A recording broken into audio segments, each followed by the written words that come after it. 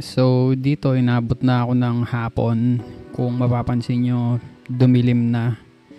Naglagay na ako ng ilaw dyan para makita ko naman yung ginagawa ko.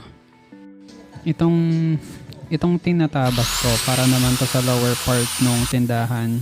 Just in case na umulan, hindi tumalsik yung tubig sa loob ng tindahan at protection din siya para hindi babasa yung mga paninda natin, di ba? Makikita nyo siya kung saan ko siya ilalagay.